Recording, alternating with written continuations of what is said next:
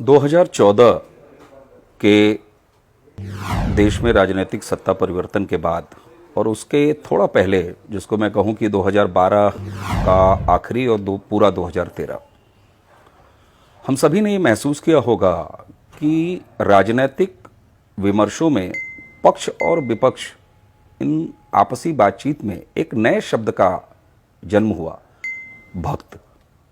यह भक्त शब्द और भक्ति परंपरा, जिसको कि राजनीतिक समर्थन और विरोध के तौर पर इस्तेमाल किया गया, इसके बारे में हमें थोड़ा सा पीछे जाना पड़ेगा कि दरअसल ऐसा क्या हुआ कि 2014 के सत्ता परिवर्तन के बाद राजनीतिक समर्थन को भक्तिकाल जैसे शब्द से नवाजा गया और ऐसा करने वालों को भक्त कहा गया।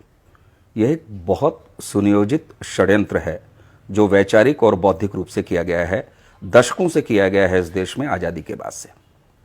मैं एक छोटा सा उदाहरण आपको दूंगा। भारत में वामपंथ के दो शब्द लेफ्ट और राइट ये पैदा हुए। इसके लिए हमें 1789 दशक में जब फ्रांसीसी क्रांति होती है तो ये लेफ्ट और राइट दोनों शब्द उसी क्रांति से उपजे हुए शब्द हैं। उस समय जिन्होंने सत्ता के साथ विद्रोह किया वे सत्ता के लेफ्ट बैठे और जिन्होंने सत्ता के समर्थन किया वो सत्ता के राइट बैठे, और वहां से ये राइट और लेफ्ट, जिसे कि हम वामपंथ और दक्षिण पंथ, वो जन्म लिए। अब जरा इसे आजादी के पहले और आजादी के बाद भारत के संदर्भ में ले आइए। आजादी के बाद पंडित नेहरू की पहली सरकार बनने से और अभी हाल तक के मनमोहन सिंह जी के खड़ाऊ शासन तक, जरा इन दोनों शब्दों में बैठने वाले लोगों को देखिए। वे कौन लोग थे जो हमेशा सत्ता के साथ बैठे?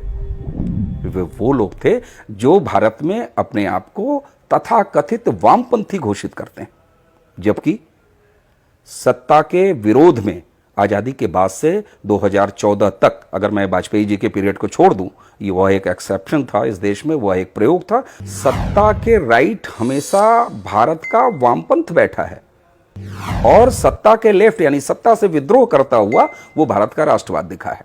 लेकिन कितनी खूबसूरती से और कितनी साजिशन इस अवधारणा को जन्म दिया गया कि सत्ता के साथ रहते हुए भी उन्होंने स्वयं के लिए वामपंथ शब्द का इस्तेमाल किया और आपके लिए यानी कि यहाँ के सांस्कृतिक राष्ट्रवाद और राजनीतिक राष्ट्रवाद को उन्होंने दक्षिणपंथ शब्द दिया, जबकि हकीकत यह है कि कभी भारत का राष्ट्रवाद दक्षिणपंथी था ही नहीं, वह तो हमेशा वामपंथी था भारत के संदर्भ में।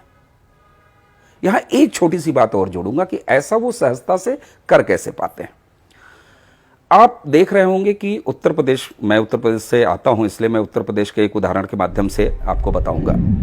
2014 में प्रधानमंत्री नरेंद्र मोदी जी के नेतृत्व में केंद्र में सरकार आई और अभी हाल में उत्तर प्रदेश में सत्ता परिवर्तन हुआ जहां योगी आदित्यनाथ जी के नेतृत्व में एक सरकार आई। उस पूरे वामपंथी तथा कथित बुद्धिजीवी गिरोहों ने आपके साथ किया क्या? उन्होंने आपके लिए दो व्यक्तिगत संबंधों को गढ़ा, नामों को गढ़ा, और जिन्हें उन्होंने नाम दिया योगी राज और मोदी राज। 2014 के बाद मोदी राज शब्द पैदा होता है, उत्तर प्रदेश में सत्ता परिवर्तन के बाद योगी राज शब्द पैदा होता है।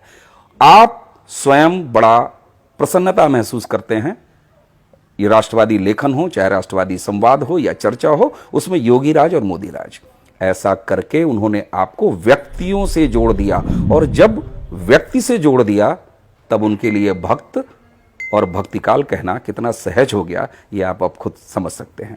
उन्होंने कभी आपको विचार से जोड़ने नहीं दिया, क्योंकि आस्था से जुड़ा हुआ व्यक्ति आस्थावान, आस्तिक कहलाता है, भक्त नहीं कहलाता है।